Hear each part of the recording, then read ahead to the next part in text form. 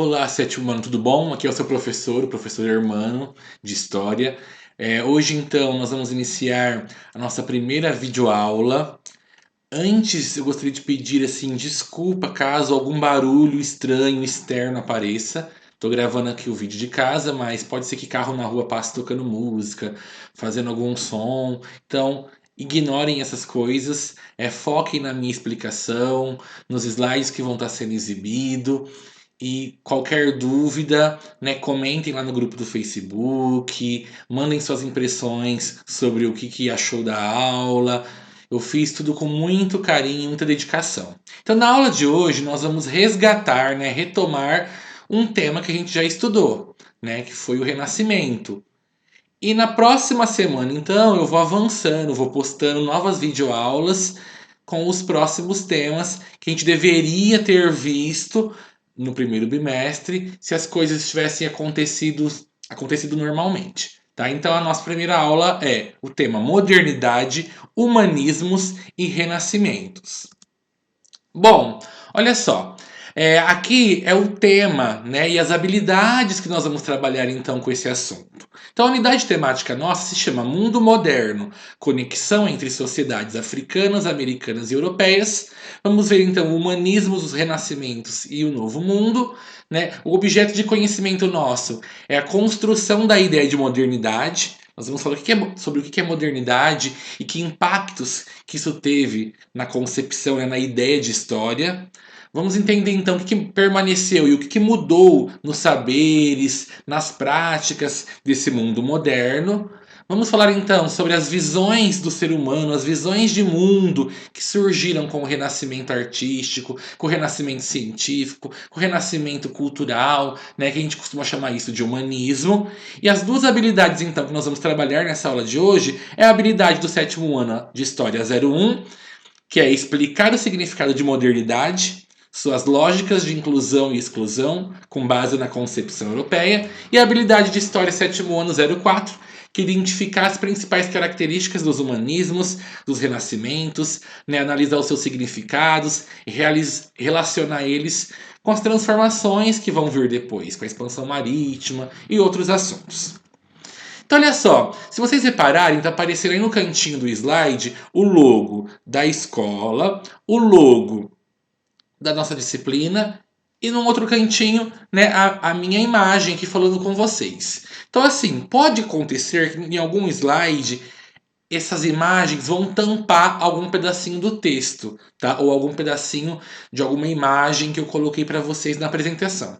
Não se preocupem com isso, porque após a nossa videoaula, eu também vou estar postando no nosso grupo do Facebook esse mesmo vídeo, nessa mesma apresentação, só que sem a minha fala, só que sem essas imagens, para que vocês possam ler com calma, aí na casa de vocês, que vocês possam usar como consulta para responder os exercícios que eu também vou estar disponibilizando logo depois, ok? Então vamos lá. Primeira coisa que a gente tem que discutir, então, relembrar o conceito de modernidade. Quando a gente fala na palavra modernidade, né, algo moderno, isso passa uma ideia para a gente de algo atual, de atualidade, de coisas do nosso tempo, né, do século 21. Mas em história a gente vai ver que modernidade, que a palavra moderna, tem um outro contexto. Modernidade em história é uma referência à Idade Moderna, que é uma das épocas, é um dos períodos históricos que os historiadores usaram para dividir a nossa história da humanidade de uma forma mais fácil de compreendê-la, de entendê-la. Né? Então vocês já viram lá no sexto ano que a história tem 5 idades, 5 épocas, 5 fases. Tem a pré-história, que é aquela época dos homens das cavernas, que caçavam para sobreviver, que não sabiam escrever. Aí depois de um tempo, de alguns acontecimentos, inicia a Idade Antiga, que é a época que surgem as primeiras civilizações, né, os egípcios, gregos, romanos, chineses. Depois vem a Idade Média, que vocês já estudaram um pouco isso em história, que é o feudalismo, aquela época dos cavaleiros, da Igreja Católica poderosa, né, dos castelos. E depois, então, vem a Idade Moderna, que é o período que a gente vai se focar agora, principalmente nos assuntos referentes ao sétimo ano, tá? Então, essa divisão da história, ela é contestada. Alguns historiadores não gostam dela, falam que ela é preconceituosa, que ela só considera, né, os acontecimentos da Europa, já que os europeus que inventaram essa divisão da história. Mas ela é extremamente necessária para a gente discutir, entender esses conceitos, né, e conseguir se localizar no espaço-tempo da nossa disciplina, ok? Bom, para alguns historiadores, nessa Idade Moderna, ela foi um período de grande mudança, de várias transformações. Por quê? Porque a gente viu que na época passada, na época do medieval, né, na época do sistema feudal, do feudalismo, a economia era bem diferente. Né? Tinha lá o senhor feudal que obrigava o povo a trabalhar para ele, os seus servos. Né? E aí essa idade que a gente vai entrar agora, a idade moderna, vai ser um período de transição, ou seja, de mudança, de transformação, que está ali no meio, né? Então vai ser a época que mostra o fim da Idade Média, daquela forma econômica do feudalismo, se passando, mudando para chegar na parte contemporânea de hoje em dia, que já é um sistema capitalista, onde a gente tem que trabalhar para ganhar o nosso dinheiro, né, o nosso sustento. Tá? Então, quando a gente fala em Idade Moderna, é os períodos entre o século XV, ou seja, 1400 e pouquinho, até o século XVIII, né? Então, tudo que aconteceu nesse meio aí, de 1400 e pouco a 1700 e pouco, entre século XV e século XVIII, é o que a gente chama de modernidade. Então, no sétimo ano, a gente vai focar muito em assuntos dessa idade, da modernidade. Então, a gente vai falar sobre a formação de alguns países, né, de alguns estados nacionais, nas próximas aulas. Vamos falar sobre os reis absolutistas, que eram aqueles reis poderosos que mandavam em tudo. Vamos aprender, então, relembrar o Renascimento. Vamos falar das transformações religiosas que teve, ou seja, as religiões novas que surgiram. Né? Vamos falar da expansão marítima, ou seja, das grandes navegações, das descobertas de novas terras, de novas colônias. Tudo isso é modernidade, esse período que a gente está comentando aqui. Então a gente tem que entender que no contexto histórico, modernidade não significa coisa atual da nossa época. É um outro período um pouquinho mais antigo, mas que ocorreram várias transformações importantes para a história da humanidade. Então olha lá, temos aqui a imagem da Mona Lisa, com certeza, né, o quadro mais famoso do Renascimento. Todo mundo conhece, já vimos várias vezes essa obra de arte famosíssima do Leonardo da Vinci, né? E ela está aqui para representar o quê? O Renascimento e o humanismo, né? Então, o Renascimento e o humanismo são formas, expressões de retratar o que mudou, o que transformou lá na Europa desde o século XI, né? Desde mil e pouquinho. Mas que essas transformações mesmo vão ficar muito fortes e visíveis, né? Transformando a cultura, a arte e as ciências da humanidade a partir, né, do século XIV, ou seja, 1300 e pouco, e vai essas transformações até o século XVI, 1500 e alguma coisinha. Então, olha lá. O que foi esse humanismo? Né? O humanismo vai surgir lá no século XIV, na Península Itálica, na região que hoje é a Itália. E aí ela vai se espalhar por toda a Europa. Tá? E isso vai gerar várias renovações, mudanças, transformações na forma de pensar, na forma de entender o que é arte. E esse período, então, dessas transformações, recebeu esse apelido de renascimento, de renascença, ou seja, uma referência à cultura de antigamente que estava sendo trazida de volta, que estava sendo transformada, melhorada, renascendo aos olhos do povo daquela época. Tá? Então a Itália foi o maior centro produtor de artes plásticas, artes arquitetônicas, produções literárias, mas o Renascimento a gente não pode esquecer que ele se espalhou por toda a Europa. Então, olha só, eu trouxe um mapinha para vocês que mostram a Itália lá no século XV. Se vocês repararem, então, né, nesse mapa, vocês vão perceber que naquela época a Itália não era vista como um país, ainda uma nação. Na verdade, ela era formada por várias cidades menores, né? Então tinha desde cidade referente à igreja, como o estado da igreja ali, região de Roma. Tinha alguns reinos menores, o reino de Nápoles. Tinha algumas repúblicas, no caso da cidade de Veneza. Tinha o ducado de Saboia, ou seja, cada parte da Itália tinha um governo diferente. Eles não eram ainda juntos, uma nação só. E aí nessas cidades, então, nas mais importantes, como Veneza, Florença, Roma, Milão, Gênova e Nápoles, começaram a atrair muita gente para morar lá. E aí nessas pessoas que iam para lá, iam muitos o quê? Escultores, pintores, cientistas, arquitetos. Essas pessoas, então, com essas ideias novas, causaram várias transformações nessas cidades italianas, fazendo então com que a Itália fosse o berço do Renascimento. Mas como eu disse, isso não ficou, não limitou só na Itália, tá? Então a Inglaterra também teve seu momento de renascimento, a Espanha, Portugal, a França e outros países ali da vizinhança da Europa. Então, por meio dessas ideias que surgiram, né, no Renascimento, com o humanismo, vai surgir uma corrente, uma ideia chamada antropocentrismo. Então, essa palavra antropocentrismo nós já discutimos na sala de aula, vocês lembram? Vamos relembrar então o que é isso. Para a gente entender o antropocentrismo, a gente tem que entender uma outra ideia que veio antes, que é o teocentrismo. Então, lá na Idade Média, principalmente, né? Ou seja, alguns séculos antes do Renascimento, já existia a teoria teocêntrica, ou seja, o que pregava a teoria teocêntrica? Teo significa Deus, cêntrico, cêntrica, centro, Deus no centro de tudo. Então é aquela ideia que a Igreja Católica, principalmente, né, defendia de que tudo no mundo, na vida da pessoa, era graças aos planos divinos, ao plano de Deus, tá? Que o homem não tinha uma certa força para escolher o seu próprio destino. Esse destino já estava traçado, escolhido pelo Todo-Poderoso. E aí então, o teocentrismo foi algo bem assim, que representou aquela idade média, aquela idade medieval, mas que chegou na idade moderna, no Renascimento. E até hoje em dia, né? Muitas pessoas, ainda querendo ou não, acabam sendo teocêntricas, levando tudo, né, para o lado religioso, tentando buscar a explicação do mundo, das coisas que acontecem ao seu redor, usando a religião como referência.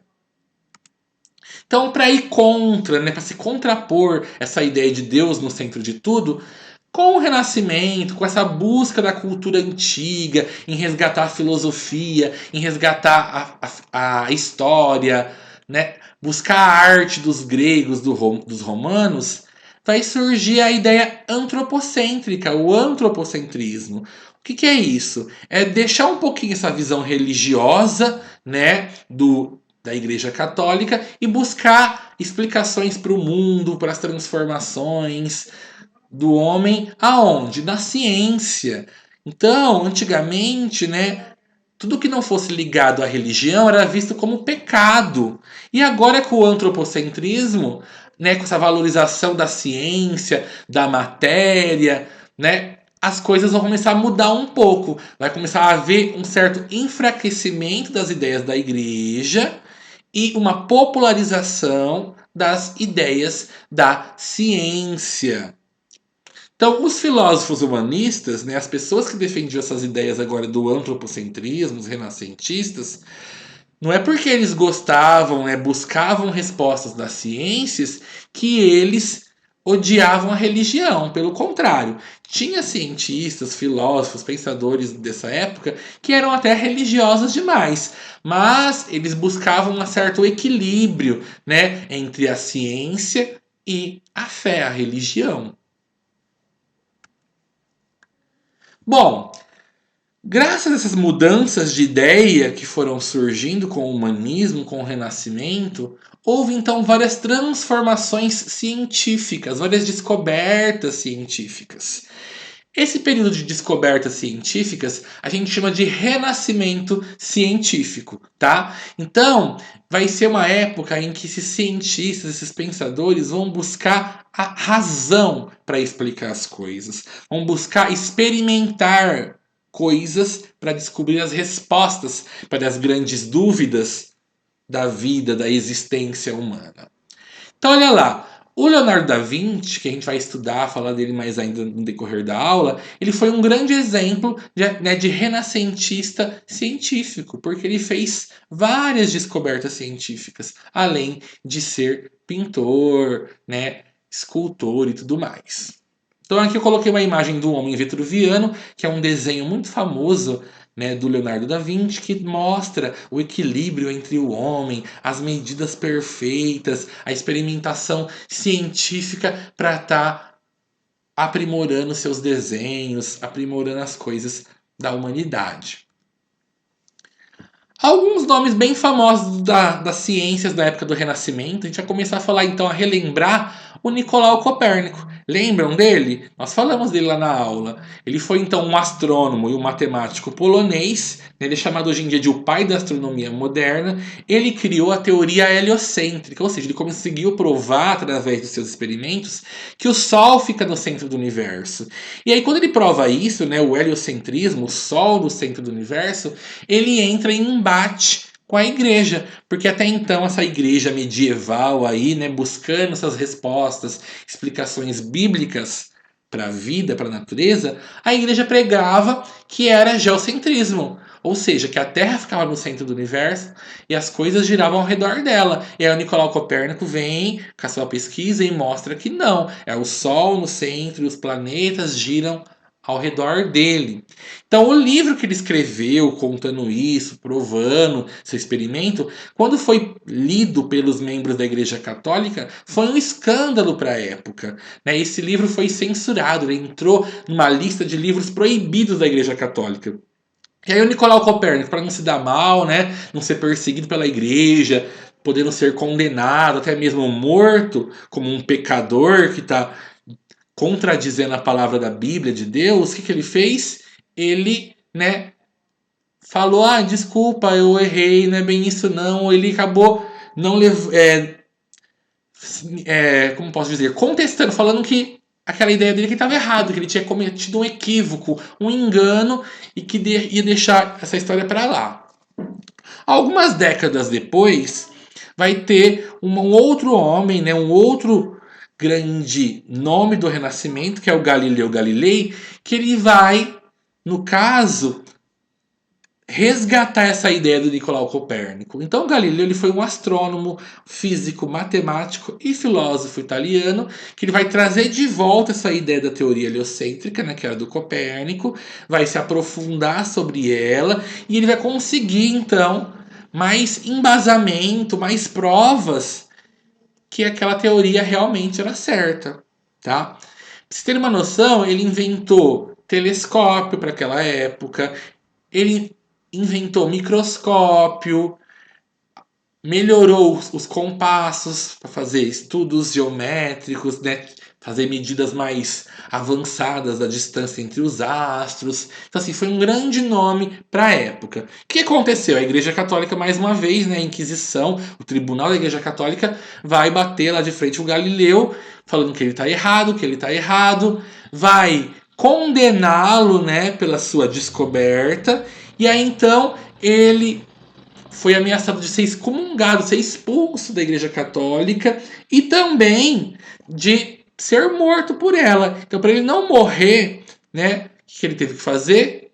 Teve que ir lá diante a igreja e negar as descobertas dele, fazer a mesma coisa que o Nicolau fez, dizer que ele se enganou, que ele foi equivocado, que a Bíblia estava certa. E aí, por mais um bom tempo, né, o povo ia continuar acreditando que era o geocentrismo, que a Terra está no centro do universo. Mas você vê, hoje em dia, nós estamos em 2020 e tem povo ainda achando que a Terra é o quê? Plana, né?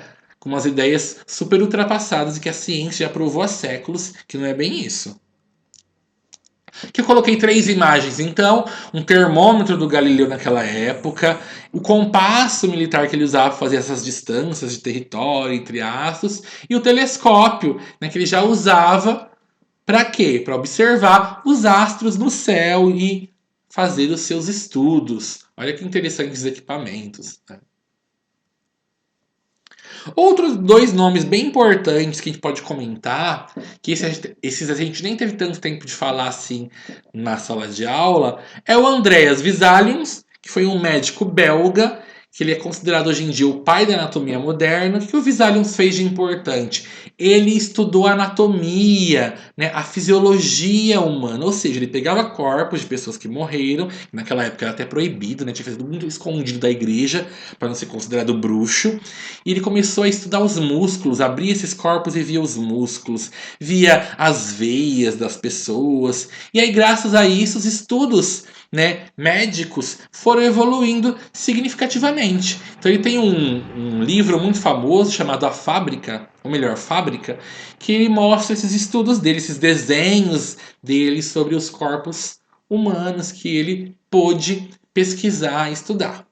Outro nome então importante é o Johannes Kepler, que foi astrônomo, matemático, estudou os astros, né, astrólogo alemão, e ele, além de aprofundar as teorias heliocêntricas, né, ele conseguiu já fazer estudos sobre os eclipses da Lua, eclipses do Sol. Ele provou que os planetas têm um movimento elíptico em torno do Sol. Então, o planeta gira ao redor do Sol, mas ele não gira de forma circular certinha. É elíptica, ou seja, é um circular meio tortinho, de lado, né? Então ele conseguiu, através das suas pesquisas, provar já essas questões naquela época lá por volta de 1600. Aqui eu coloquei uma ilustração que mostra o Andrea Vesalius estudando a anatomia humana. Então olha lá, um corpo, um cadáver, ele com alguns instrumentos, serrote, bisturi, faca, né? Olhando um livro, umas anotações, ele ia abrir esse corpo então para fazer os seus estudos, as suas pesquisas. Outros nomes bem famosos do Renascimento científico, né? Aí já entra mais na parte das ideias, dos pensamentos.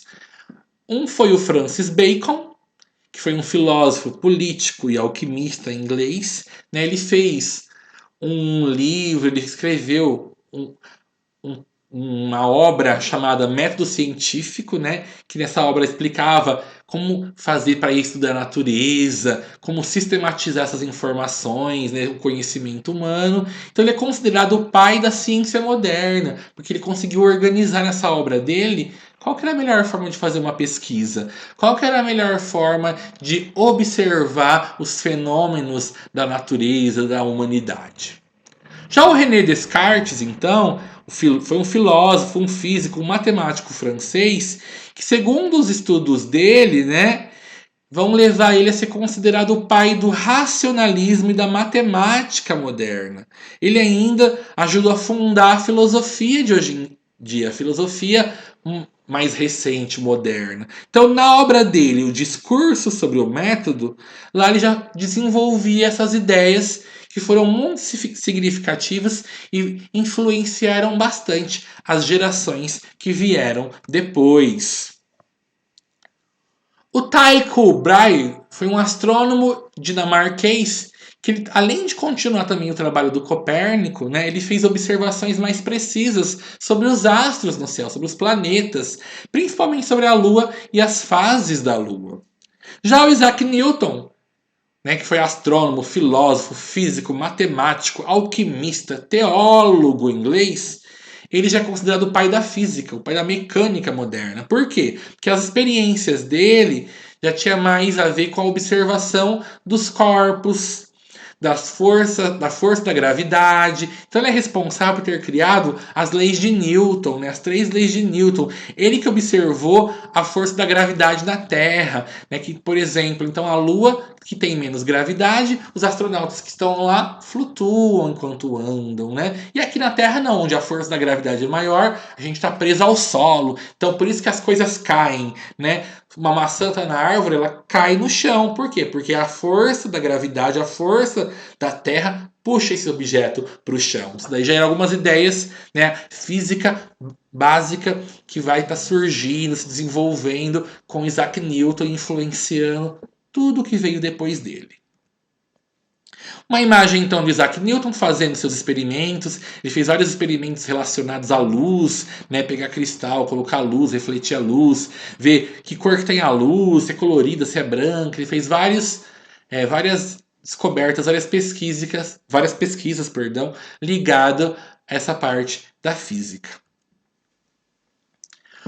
Outro nome, então, bem conhecido do Renascimento científico é o Miguel Servet, médico espanhol. Ele foi o primeiro europeu que descreveu a circulação pulmonar, né? Como que o ar passa pelo nosso corpo, né? O sangue bomba pelo nosso corpo, circula. Ele fez esses tipos de observações, anotações sobre isso. Já o William Harvey foi um médico britânico que pela primeira vez ele conseguiu descrever com detalhes o sistema circulatório do sangue, ou seja, como que o coração bombeava esse sangue corria o nosso corpo inteiro. Então olha só, esses dois, né, médicos tiveram que fazer aquela coisa ilegal que nós comentamos, que era pegar cadáver escondido, pesquisar tudo, né, sem que a igreja soubesse para persegui-los. Então era muito comum esses médicos, esses cientistas contratar alguém que ia lá no cemitério à noite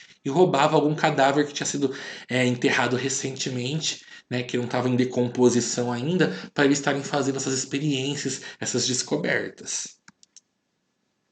Nós vimos o renascimento, né, científico. Agora a gente vai falar um pouquinho do renascimento cultural, relembrar as principais obras, os principais artistas, o que trouxe de novidade nesse período. Tá? Então, quando a gente fala em renascimento ali entre século XIV e XVI, nesses 200 anos aí, aconteceram essas mudanças culturais, essas mudanças científicas que a gente está comentando até agora. Então vamos ver então um pouquinho sobre os artistas, os escritores, pensadores do Renascimento e como que as ideias deles influenciaram as coisas e foram contra aquelas ideias que vinha vindo da Idade Média, do período medieval. Então eu coloquei aqui um detalhe da pintura do Michelangelo, né, que é a criação de Adão. Essa pintura é muito famosa. Ela fica no teto da Capela Sistina, né, que é uma igreja, uma capela lá no Vaticano, na Itália. Para que existisse então esse renascimento cultural, né, essa arte crescendo, se espalhando pela Europa, né, principalmente pela Itália, tinha que ter pessoas a fim de comprar arte. Não adianta você ficar pintando um monte de quadro, fazendo um monte de arte e ninguém consumir essa arte. Então, se essa arte existe, se essa arte se desenvolveu, graças aos renascentistas, ou melhor, aos mecenas renascentistas. Quem que eram os mecenas? Os mecenas eram aquelas pessoas ricas, o rei, um nobre, um príncipe, ou gente da igreja, o papa, um bispo, um padre, que eles contratavam esses artistas, chamavam lá um pintor, um escultor, um arquiteto, para fazer alguma coisa para eles, né? E pagavam por esse serviço.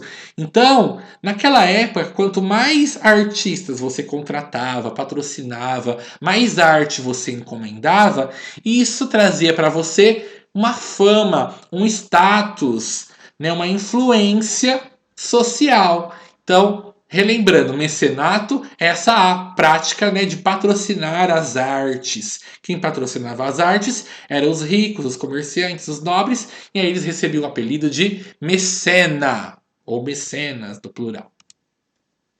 Vamos ver então alguns nomes importantes do Renascimento Cultural. Relembrar, Johannes Gutenberg, ele foi inventor e um gráfico alemão, ele é o pai da imprensa. Então ele criou essa maquininha aí que eu coloquei a imagem para vocês, ó. Ele criou a prensa, ou seja, a impressora daquela época, né, de 1400 e pouquinho.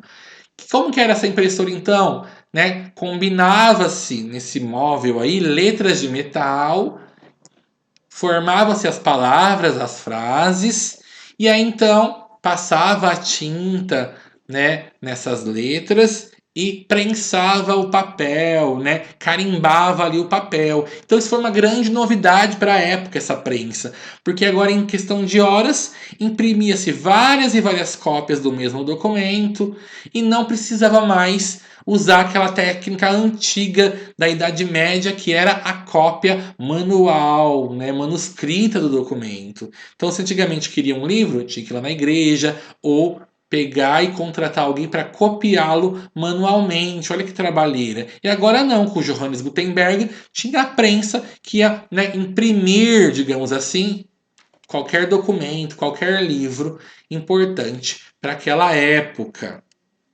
Então aqui é uma imagem que mostra, né, pessoas utilizando a prensa. A gente consegue ver, né, uma pessoa observando uma espécie de um jornal, de um documento impresso, né? O cara que imprimiu tá ali mostrando para eles como que ficou a impressão e o outro ali segurando, né, a manivela, que o cabo da prensa, e vocês conseguem ver embaixo dela tipo um molde, né, um quadrado com um molde das letras ali. Na parte cultural a respeito da literatura, dos livros, da leitura daquela época, surgiram alguns autores muito famosos que a gente conhece, fala sobre eles até hoje em dia. Então, em Portugal, por exemplo, surgiu o Luís Vaz de Camões. Olha lá, ele é meio caolho, né? Tem um olho assim meio torto, inchado. Ele foi um poeta português que ele fez um livro muito famoso chamado Os Lusíadas. O que é Lusíadas? É uma referência aos portugueses. Né? E nesse livro vai contar as guerras do povo português, as histórias das grandes navegações, dos descobrimentos de novas terras pelos portugueses. É um livro épico muito famoso, muito popular, né, na literatura portuguesa, na literatura brasileira, já que o Brasil foi influenciado, né, pela cultura portuguesa que nos colonizou, né, a partir de 1500, quando o Brasil foi descoberto. Então olha lá, o próximo autor ali é o William Shakespeare, nossa, super famoso, poeta, escritor, dramaturgo, ou seja, fazia peças de teatro. Ele foi inglês, então, né, e ele fez várias peças e obras famosas. Então, alguns dos mais famosos dele é Romeu e Julieta, que todo mundo conhece, Otelo, Macbeth, Hamlet. Né? Então, ele é muito, muito famoso.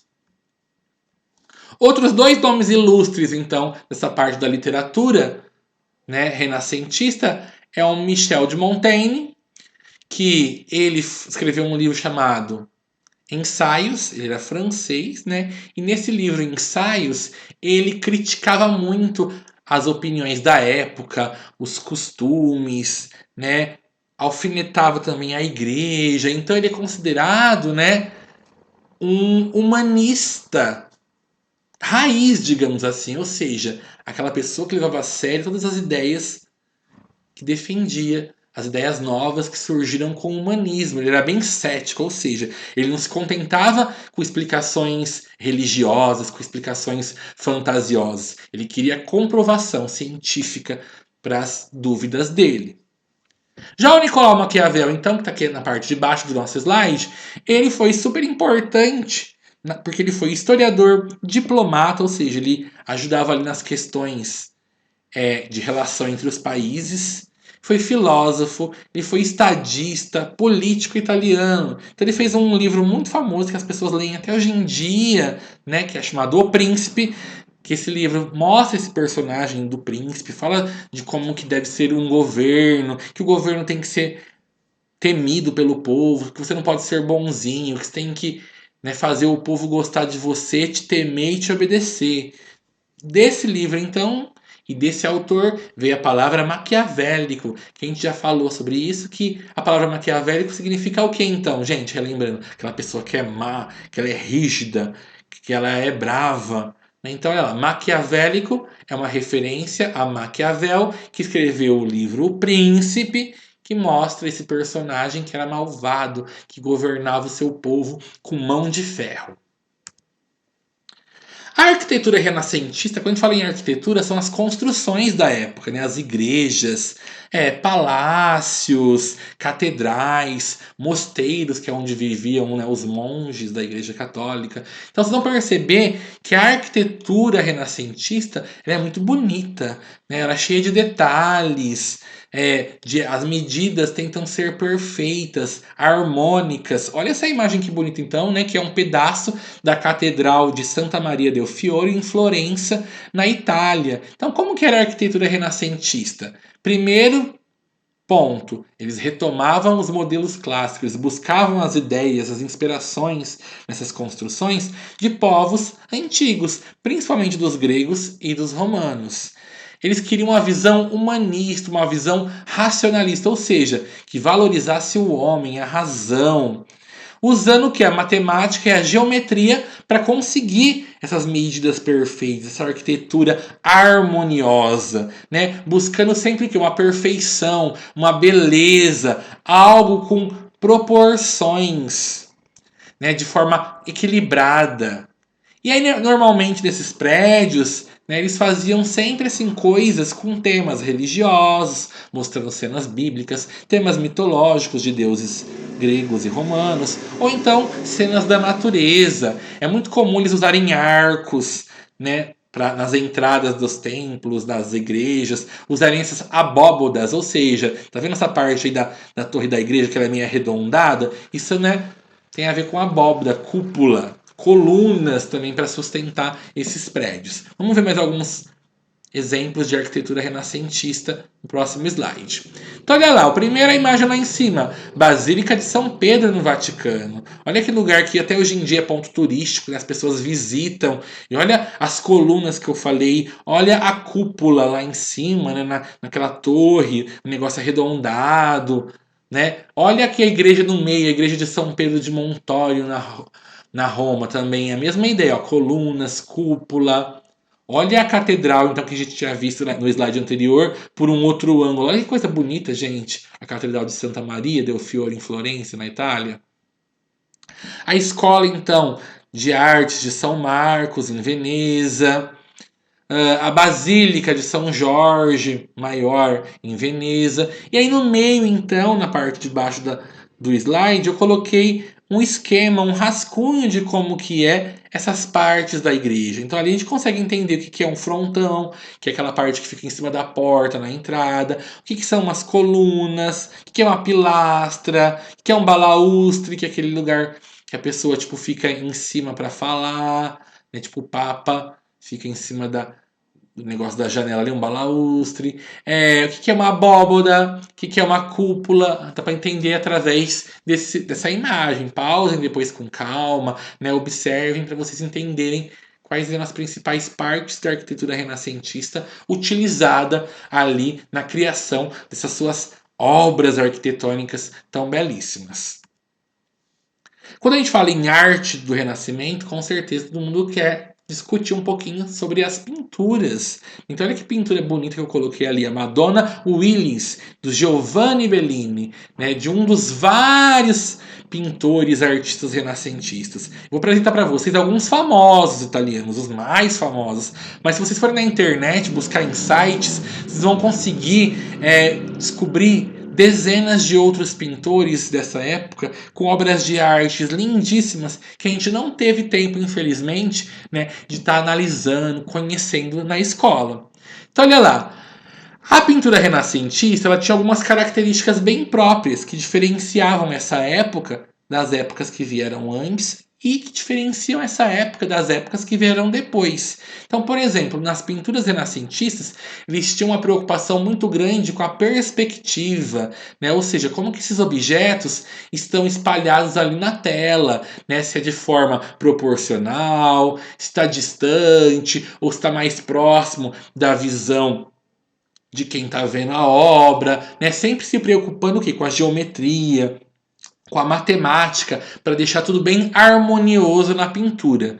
Outra característica bem forte da pintura renascentista é o uso do claro e do escuro. Então olha lá, para você, a roupa da Maria aqui, da Madonna Willis dessa imagem, você consegue ver que tem partes escuras para passar a ideia de sombra e outras partes bem claras, luminosas. Então eles brincavam muito com isso. O claro para destacar, mostrar algo que eles querem por à frente, chamar a atenção da nossa visão. E o escuro para ocultar, esconder, né, aquilo que não é o principal da obra. Ou então usar o claro para representar o bem, algo divino, e o escuro para representar alguma coisa mais trevosa, ou seja, né, mais dark. O realismo, então, eles buscavam fazer pinturas que expressassem a ideia de movimento, né, de realidade. Então, por isso que esses pintores estudavam anatomia, estudavam o corpo humano, né, tinham seus modelos que posavam lá para eles pintarem essas obras de arte, para deixar lá o mais real possível, né, o mais próximo de algo divino. Foi no Renascimento, então, que começaram a utilizar a tela e o óleo. Olha que interessante. Antigamente, os pintores faziam os afrescos, essas pinturas, nas paredes das casas, das igrejas, né, dos palácios. E aí depois, então, com o Renascimento, que surge a técnica da tela. Você pegar um tecido, esticar sobre uma moldura de madeira e aí pintar essa tela, então, com tinta óleo. Tanto a pintura quanto a escultura nessa época do Renascimento, né, elas acabaram se transformando em algo independente, algo único. Então, por exemplo, antigamente, antes do Renascimento, você ia fazer uma pintura numa igreja, aquela pintura existia para decorar aquela igreja. Você ia fazer uma escultura, era para decorar a igreja, o palácio, o jardim. Já no Renascimento, não, elas viram independentes. Então você faz uma pintura, você contrata, porque você quer pôr no seu quarto, você quer pôr na sua sala, você quer enfeitar o seu trabalho. Você faz uma escultura, né? Porque você quer pôr no seu jardim, porque você acha bonito, quer ter ali também em algum cômodo da sua sala, do seu ambiente que você vive. Então, essas obras passaram a ser o quê? Independentes, né? Não estarem ligadas ou obrigadas com espaços específicos, como uma igreja, por exemplo. Vai surgir então vários artistas com estilos bem pessoais, né, que vão marcar essa época. Vamos conhecer algum deles então. Antes de conhecer os artistas renascentistas, a gente tem que entender as temáticas, os temas que esses artistas gostavam de retratar. Então, por exemplo, era comum retratar pessoas que viveram naquela época. Né? Já que não tinha fotografia, contratava esse pintor que pintava um retrato da pessoa. Então, se vocês observarem a nossa primeira imagem aqui no slide, né, Senhora com Unicórnio, do Rafael Sanzio, é um retrato. Por quê? Porque essa mulher aí, ela realmente existiu, ela fez essa pose para o artista registrar a existência dela. Você fala, nossa professora, tá com unicórnio? Tinha um unicórnio naquela época? Não, não tinha, né, gente? O unicórnio é um ser mitológico que não existe esse cavalo com um chifre só. Mas, como existiam já lendas do unicórnio na Idade Média, que foi chegando naquela época, o pintor aqui colocou um unicórnio para representar o que? A pureza da mulher, né? Porque o unicórnio representa a pureza, a virgindade da antiguidade. A segunda imagem, então, é uma imagem de pôr do sol, de um outro pintor italiano, né, o Giorgione de Castelfranco, que vocês conseguem reparar que nesse caso aqui, a pintura não se preocupa em mostrar personagens, pessoas. Existem pessoas ali, mas o foco dela é a paisagem, né? As montanhas, são as árvores, o céu, o que está uma cidade ao fundo. Então ali o destaque é a paisagem, é representar a vegetação, a natureza. Existiam então quadros que o tema era a nudez, ou seja, uma pessoa ficava lá pelada nua, né, para o artista desenhava ela ou ele e pintava. Então olha só, esse quadro aqui, ó, Vênus Adormecida, né, do Giorgione de Castelfranco, novamente, é um exemplo de quadro que a temática é nudez. É muito comum aparecer nos quadros renascentistas o termo Vênus, né? O que é Vênus? Vênus, pra gente, hoje em dia, significa planeta, não é? Mas, naquela época, Vênus é uma referência à deusa romana do amor, né? Ou seja, da beleza.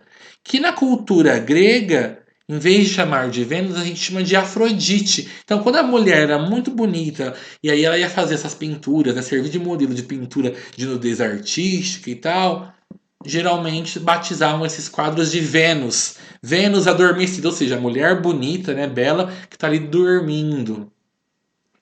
Na quarta imagem, então, a gente vê um quadro que o tema é a mitologia, um quadro mitológico. Então a gente percebe que é uma coisa da mitologia porque aparece o quê? Um centauro, olha lá o nome do quadro. Palas e o Centauro, né, do Sandro Botticelli. Então nesse quadro a gente vê uma criatura que não existe, uma criatura que existe nas lendas, nos mitos da Grécia, que é um centauro, aquele ser que é metade homem, metade cavalo. Então vocês podem pesquisar, né? Que lenda que é essa e que mito que é esse da Palas e o centauro, para quem tiver curiosidade. E o último tema, então, que era com certeza assim, o mais popular daquela época era os quadros religiosos, que mostravam personagens da Bíblia, né? Mostravam Jesus, Maria, ou outros santos, ou acontecimentos da Bíblia. Deus criando o mundo, ou Jesus sendo crucificado, e por aí vai. Então é muito comum que esses quadros que representam cenas religiosas, principalmente quando representa a figura de Maria e o menino Jesus, tem o nome de Madonna. Então Madonna, né, em italiano, significa o quê? Mãe. Lembra o quê? Que mãe? Qual que é a mãe mais importante do cristianismo? Maria, né, que deu origem a Jesus Cristo. Então ali, ó, Madonna e criança, ou seja, a mãe e filho. Que mãe e filho que é esse? Maria e Jesus. Aí eu coloquei aqui para vocês duas imagens para a gente comparar a arte daquela época do Renascimento com a arte da época que veio antes deles, que era a época, né, da medieval, a Idade Média. Olha a diferença, gente. É o mesmo tema, ou seja, as duas pinturas são pinturas religiosas, mostram os mesmos personagens, né, Jesus e Maria, mas olha a diferença de técnicas. Olha como que no lado da pintura renascentista a gente vê aquelas ideias de movimento, de perfeição, de busca do realismo, da realidade, a ideia de claro e escuro. Enquanto na arte medieval essas características, né, não aparecem tanto. Isso não significa que a arte medieval é feia. Pelo contrário, são artes de épocas diferentes, com técnicas diferentes. E que ambas, né, são belíssimas. No Renascimento Cultural, então, os pintores que eu selecionei para comentar com vocês são o Sandro Botticelli, né, que ele foi então italiano e ele deixou várias pinturas para a posteridade. Ele é muito famoso porque suas obras tinham assim muito realismo, né? Suas cores eram suaves e vivas, e ele gostava muito de fazer pinturas com temas religiosos e mitológicos. O outro, então, pintor famoso daquela época foi o Tiziano, que ele foi assim, viveu mais de 60 anos, então assim, ele conseguiu produzir muita coisa naquela época, né? Ele é muito famoso porque a sua pintura ela era muito expressiva, chamava muita atenção. Antes de ele começar a pintar um quadro, ele pintava a tela inteira de vermelho. Por quê? Porque o vermelho passava uma ideia de calor, ia deixar as cores depois que iam ser postas em cima mais vivas, né? Com uma textura mais polida. E aí então a obra dele chamava muita atenção porque ele gostava muito de retratar episódios da mitologia com coisas sensuais, né? Com cenas de nudez e tudo mais. Vamos ver então só rapidinho alguns quadros desses dois pintores. Como eu disse, então, alguns quadros, algumas imagens podem ser tampadas por mim aqui que estou falando ou pelos símbolos da escola, mas depois eu disponibilizo para vocês verem com calma e com mais detalhe essas pinturas. Então, olha lá a Primavera. A Primavera é um quadro mitológico. Mostram criaturas místicas da cultura grega e romana. Né? O povo dançando na floresta. É, provavelmente devem ser ninfas. Tem ali um homem azul, um deus do vento. Ele também fez, o Sandro Botticelli, um retrato de pessoas da época. Olha que bonito esse retrato de uma jovem. Né, bem detalhista, cores suaves. Fez quadros religiosos. Olha aquele lá, Adoração dos Magos. Né, família Sagrada Maria, José e Menino Jesus, cercado por pessoas que foram lá acompanhar o nascimento de Cristo. Pintava paisagens também, como a de baixo, ali, ó, na Ostágio degli Onesti. Pintava retrato de homens, olha ali, o jovem com uma medalha. E o quadro, né, mitológico mais famoso do Sandro Botticelli, então, que é o Nascimento de Vênus. Aqui realmente Vênus é uma referência a quem? A deusa do amor, né, a Afrodite. Olha ali, seres místicos voando, assoprando, né, tentando cobri-la ali. Já o Tiziano, então, ele gostava de sensualidade nos quadros dele. Olha o quadro Bacanal, um monte de gente pelada, né, nua, fazendo festa, bebendo vinho. Já os quadros religiosos dele, como ali a Madonna e o Coelho, mostram o que? Maria, José, alguns animais, o coelho, né? O terceiro quadro, Baco e Ariadne, já é um quadro mitológico que mostra o deus do vinho, Baco, ou Dionísio, né, em grego, numa das suas festas ali, ele conversando com a Ariadne, que está ali em destaque no quadro, pintada de uma forma mais clara. Alguns retratos que ele fez, então, como aquele retrato de um homem, olha que perfeição, né? Parece uma fotografia de longe. Fez um quadro da Madalena penitente, um quadro religioso, né? A Madalena, aquela mulher porque era prostituta, que aparece na Bíblia, que seguiu Jesus e os seus ensinamentos. Olha ali o enterro de Cristo. Olha como ele coloca Jesus Cristo mais claro para chamar a atenção, né? Destacar a nossa visão diretamente nele. E os outros personagens ao redor, Maria, estão mais escondidos, mais ocultos pela parte escura do quadro, porque eles não são o que? O foco do quadro. O personagem principal ali é Jesus Cristo, que está sendo enterrado. Os outros dois quadros ali, Davi e Golias, mostra Davi que cortou a cabeça do gigante Golias. Né? Olha ali a ideia de Deus, aquela nuvem, aquela luz que está saindo das nuvens ali, concebendo, né? Esse milagre ali que foi Davi derrotar um gigante. E o último quadro, então, uma referência a outro personagem bíblico, que é a Salomé. Ela lida com a cabeça do inimigo dela ali numa bandeja. Já o Michelangelo, né, também pintor italiano, ele foi conhecido como o Divino Michelangelo. Ele foi muito famoso na época dele. Ele produziu muita coisa. Ele pintou o teto da Capela Sistina lá no Vaticano. Ele fez, imagine pintar um teto enorme de uma igreja com tantos detalhes, né, cheio de cenas bíblicas do Antigo Testamento. Já já a gente vai ver um pouquinho a capela, o teto como que ficou. E o Rafael Sanzio, então, que foi super.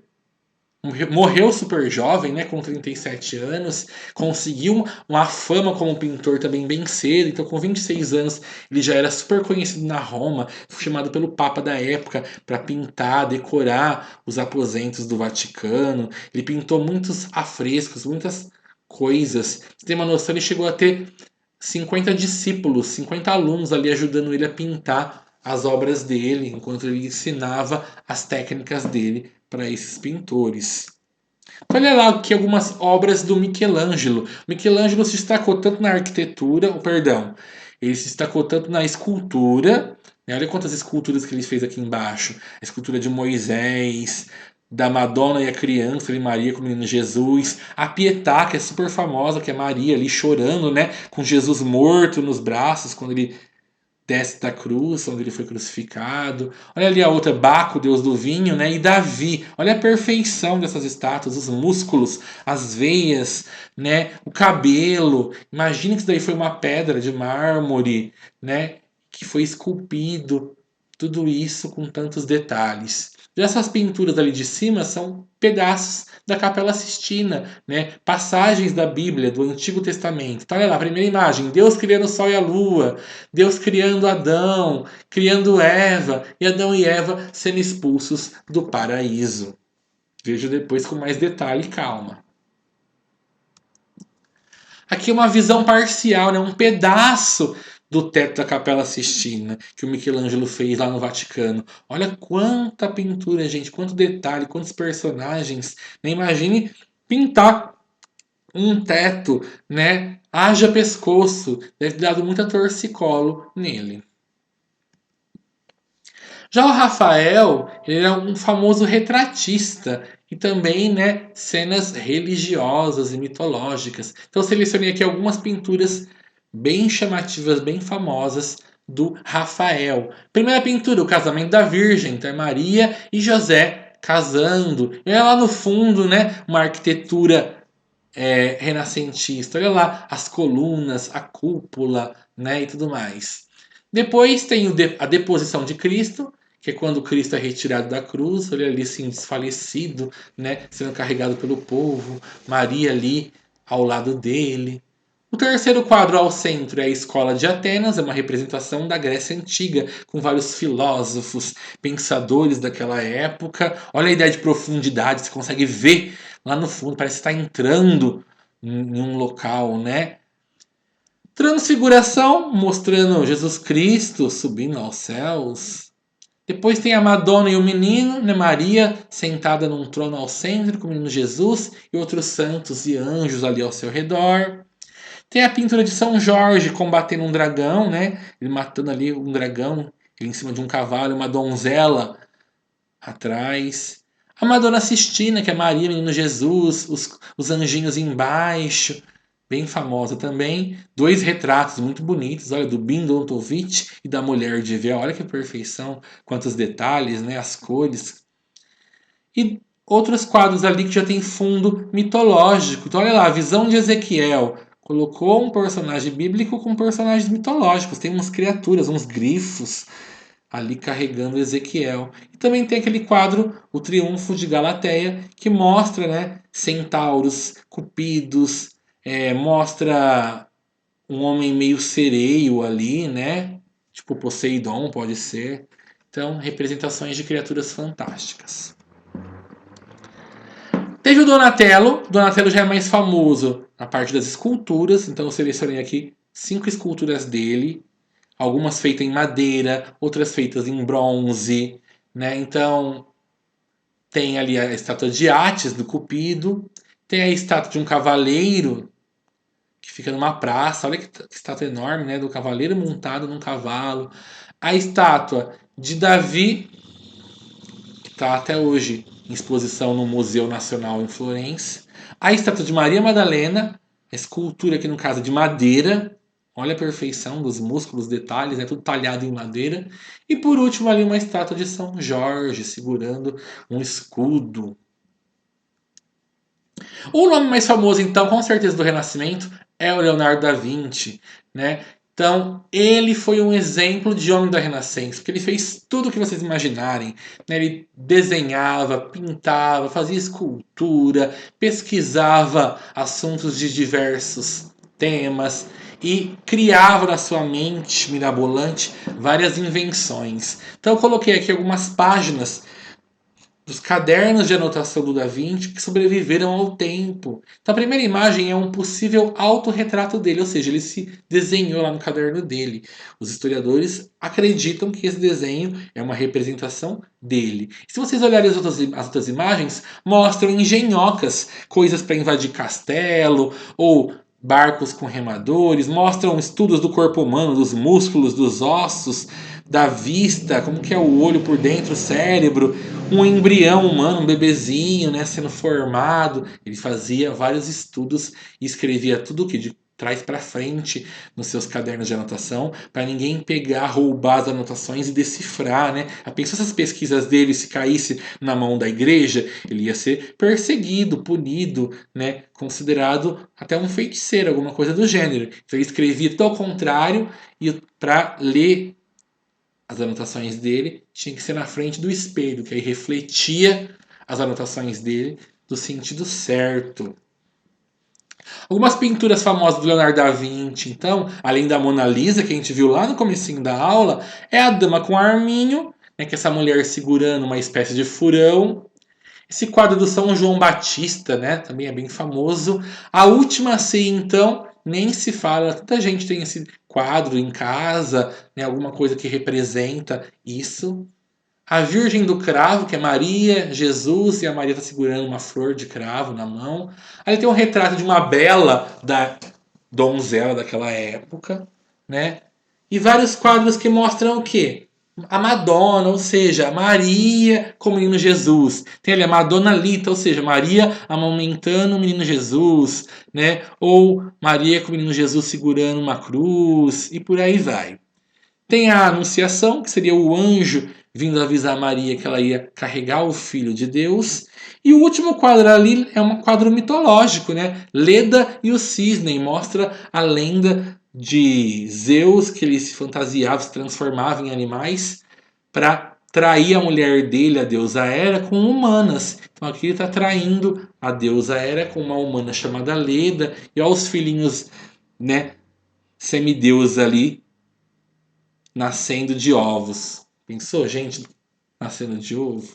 Só na mitologia mesmo. Aí vocês falam, nossa professor, só tinha pintor renascentista, só tinha homem? Pelo contrário, existiam pintoras no Renascimento. E essas pintoras renascentistas, elas não deviam em nada para os homens, nas questões de técnicas, né, nas questões dos temas que eles escolhiam, ou melhor, que elas escolhiam para representar suas obras. A diferença é que as mulheres naquela época, elas sofriam muito preconceito. Então elas não podiam perseguir o seu sonho de ter uma carreira artística como os homens, de sair por aí trabalhando, né? Por mais que elas fossem talentosas. Então naquela época, os homens, né, os pais, os maridos, tinham como obrigação sustentar suas esposas, filhas e elas ficar em casa fazendo serviços domésticos, sem ter essa liberdade toda. O que aconteceu? Que algumas mulheres naquela época desafiaram essas ideias. Por quê? Porque seus pais, a sua família achava que uma mulher renascentista, uma mulher daquela época com tantas transformações, deveriam então ter um estudo diferenciado. Então algumas famílias, né, as famílias ricas, nobres, acabavam educando as suas filhas, as mulheres, de forma diferente das mulheres comuns das classes mais baixas.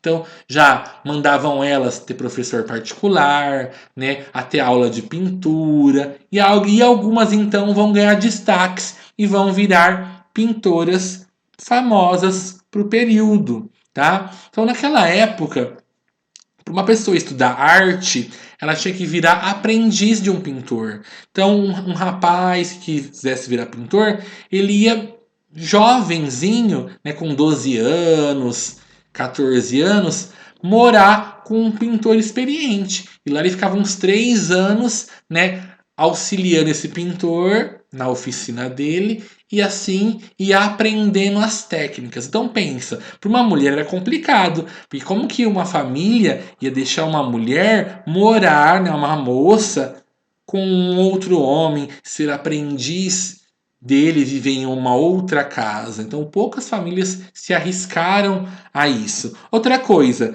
para as pessoas fazerem esses desenhos perfeitos, não tinha que observar corpos, observar gente nua. Então imagine um escândalo para a época que era uma mulher observar um homem pelado ou uma outra pessoa nua para fazer essa pintura. A sociedade da época não deixava também, via com maus olhos. Então as mulheres, para fazer esses estudos anatômicos do corpo humano, elas tinham que observar estátuas, né, que já tinham sido feitas com esse tema. Elas não podiam ir lá ver um homem, uma mulher pelada, nua, posando para eles, para elas, no caso, para elas fazerem a obra de arte delas, tá? Então vamos conhecer algumas pintoras rapidinho desse período e ver algumas obras delas. Então, a primeira que eu coloquei aqui, que eu não tenho imagem, foi a Catherine de Vigre, né? Que ela é hoje em dia ela é até considerada santa pela Igreja Católica, né? Que ela foi uma das primeiras mulheres pintoras. Ela já pintava na igreja dela, quando ela era freira, pinturas de diversos temas, principalmente temas religiosos. Então, ela é uma das primeiras mulheres que se tem indícios de que pintava, né, que assinou as suas obras de arte. A outra, então, foi a Caterina van Hemsen, que é essa daí da imagem de vocês. Ela já foi uma pintora flamenca. Ela viveu, né, em vários países, principalmente nos Países Baixos. Ela pintava para a rainha da época, Maria da Áustria. E ela foi a primeira pintora do mundo, olha só, a fazer um autorretrato, ou seja, pintar ela mesma. E além dela pintar ela mesma, ela foi a primeira artista que fez um quadro que mostra um pintor desenhando ou pintando num cavalete, fazendo uma tela. Então ela fez isso antes que os homens. Olha que interessante.